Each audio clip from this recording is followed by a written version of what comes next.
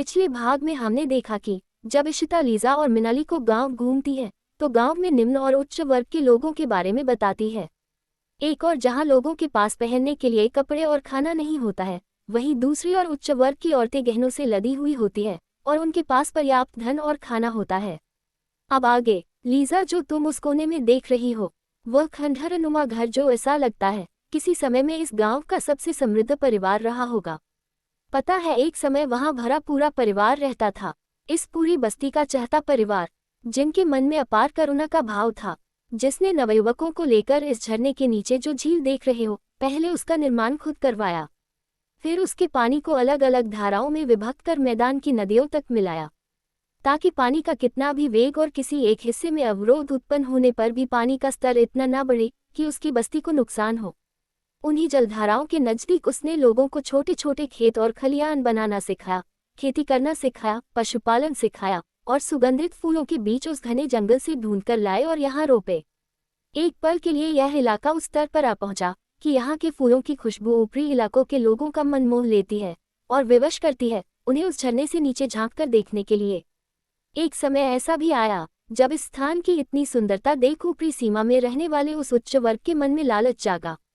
सभा और सामंतों को भड़काकर धर्म की आड़ में और न जाने किन किन उपायों को अपनाकर इसके एक बड़े हिस्से को, जो कि लगभग संपन्न सा हो चुका था, अपने कब्जे में ले लिया। जिसमें कुछ गुनहगारों ने बिना कुछ परिणाम सोचे एक रात उस महान इंसान के परिवार का अस्तित्व वही मिटाने के उद्देश्य से उसके सारे घर को तबाह कर दिया, जिसमें न जाने क्यों और किस कारण उसे लोग आज तक समझ ना पाए, जिसे विधाता की मर्जी खाने में भी शर्म लगती, क्योंकि विधाता कभी खुद किसी का बुरा नहीं चाहता। लेकिन जानबूझकर की गई वारदात को जब उच्च वर्ग ने प्राकृतिक न्याय का नाम देना चाहा, तब तो उस घर का एकमात्र चिराग हूरा न सिर्फ बहुत ज्यादा दुखी हुआ, अपितु उसने अपने जीवन की दिशा ही बदल दी। हूरा अब शांतचित्त होकर सिर्फ प्रकृति को देखता, रात्रि में आकाश को निहारता और कई बार वह पशु पक्षियों से बातें करता नजर आता। उसकी ये दशा देख लोग बहुत दुखी थे। उन्होंने उसे धीरज बंधाया, लेकिन शायद वह बालक अब किसी की भी झूठी आस या उपकार के सहारे नहीं रहना चाहता था। हूरा ने खुद एक दिन अपने बचे हुए इस घर को अपने ही हाथों तोड़ दिया और चला गया इससे भी नीचे इलाके में, जो लगभग हमेशा जलमान सा रहता है। वहाँ एक और झरना है जिसे कहते हैं कि उसने उसे खुद बनाया है। वही जल की धारा के नीचे अपने आप को शांत करने के उद्देश्य से वह बैठ गया और इतनी गहराई और तल्लीनता से बैठा कि पता ही नहीं चला कि कब दिन, घंटे और वर्ष बीत गए। अब हूरा एक चिंगारी नहीं बल्कि आग का वह गोल था जो जल की शक्ति पर पूर्ण काबू पा चुका था। लेकिन उसके तो दिल और दिमाग में अनेकों सवाल गूंज रहे थे कि आखिर क्यों उसके परिवार को जानबूझकर व्यर्थ ही अच्छे काम करने की सजा के तौर पर तबाह कर दिया। वह अपने प्रश्नों के उत्तर ढूंढता हुआ बहुत भटका, लेकिन उसे शांति न मिली। तब एक दिन हूरा ने फिर एक नई साधना शुरू की। वहां की ऊंचाई पर अपने आप को स्थिर कर वायु साधना में उसे देखकर ऐसा लग रहा था जैसे वह संपूर्ण प्राकृतिक शक्तियों पर विजय पा लेना चाहता हो। बिल्कुल उस ऊंचाई पर भी स्थिर अटल आसमान की ओर देखा हुआ हूरा के मन मस्तिष्क में न जाने क्या चल रहा था। हूरा ने अपने मन को शांत करने के लिए जल साधन की विशेष शुरुआत की थी और वह पूर्ण रूप से सफल भी हुआ। उसका मन जब थोड़ा संतुलित हुआ, तब हूरा ने कुछ दिनों तक अपने आप को समाज से विरक्ति भाव के कारण अपने आप को समाज से दूर ही रखना उचित समझा। इसी विचार के साथ उसने अपने आप के स्वयं परीक्षण के लिए वट की ऊंचाइयों पर जा काफी देर तक पहले खुद को स्थिर किया और फिर मंद हवा के झोंकों से अविरल शांति की चाह में वहीं बैठ गया। हूरा ने अपने मन को वही विलीन कर लिया, उस वट के सानिध्य और उस ऊर्जावाहन वायु में, लेकिन तब तक भी उसके मन में किसी भी प्रकार का कोई प्रतिशोध, कोई विकार नहीं था। समाज के किसी भी पक्ष के लिए उसने अपने वट को ही अपनी तपस्थली बना लिया। बस अंतर इतना था कि सामान्य वृक्ष के तले बैठकर किया जाता है और हूरा वृक्ष के ऊपरी सिरे पर उसने तने को आधार बना उसी पर बैठ गया, एक अनोखी साधना में। वट अपनी महिमा को भला कैसे छोड़ता।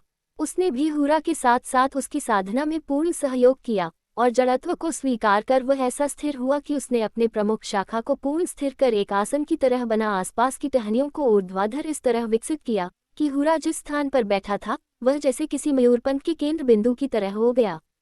वट का वह पेड़ दूर से देखने पर किसी पत्ती की तरह दिखता है, जिसकी ऊंचाई पर केंद्र में स्थित हूरा किसी योगी की तरह शोभायमान हो रहा था। साधना बढ़ती चली गई और न जाने कितने ही वर्षों तक हूरा स्थिर होकर उसी स्थान पर बैठा रहा। उसके तेज का प्रभाव इतना हो गया कि वह सारा जंगल ऐसा लगने लगा जैसे स्वयं भी तप करने लगा हो। समय बीतते बीतते वह तब उसका सेवक और किसी संचार यंत्र की तरह उसकी शक्ति को धरती के धरातल में समाहित करने का एक जरिया बन गया। अब एक साथ उसी वातावरण में दो अलग अलग शक्तियां जब तप में लीन थी, तो ये भी तय था कि बिना प्रभाव की प्रकृति कैसे रह पाती, क्योंकि भले ही हुरा ने अपने मन की शक्ति पाली हो, लेकिन उसके मन में उठने वाली भावनाएं, वे विकार कहीं ना कहीं उस धरती के धरातल में किसी बीज की तरह अंकुरित हो उठे और नतीजतन उसने धीरे धीरे अपना प्रभाव दिखाना प्रारंभ किया। जिस पक्ष ने उसके परिवार को प्रताड़ित किया था, ना चाहते हुए भी वह उस सजा को भुगतने के लिए विवश था। ऊपरी सीमा में अचानक तक जल के गुणों में परिवर्तन हुआ और वे हरे भाग देखते ही देखते पतझड़ में परिवर्तित होने लगे। किसी भी प्रकार की कोई औषधि या अच्छे उपचार कुछ भी काम में न आया और देखते ही देखते वह वर्ग भुखमरी की कगार पर पहुंचने लगा। तब लोगों ने घबरा कर उचित समझा किसी देवी सहायता का सहारा लेना, और वे जा पहुंचे उन ऋषि श्रेष्ठ के पास जो वर्षों से साधनारत थे। शिष्यों के बार बार समझाए से भी उस समय के फरियादी को रोक न पाए, क्योंकि उनके पास दूसरा कोई भी उपचार शेष नहीं था।